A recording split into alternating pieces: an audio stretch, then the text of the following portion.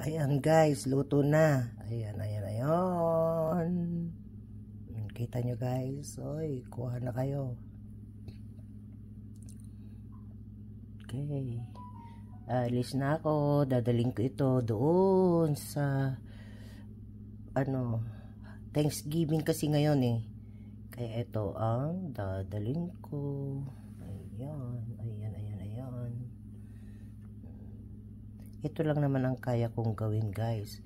Ito ang pinractice ko paano gumawa. Ayan. Ito naman ngayon nilagyan ko lang siya ng asin. Hindi ko siya pinakuluan. Kaya yan. Pero nasasarapan ako pagka hindi mo pinapakuluan. Kasi nakita ko na ang diferensya yung nakuluan siya bago mo iluto sa air fryer.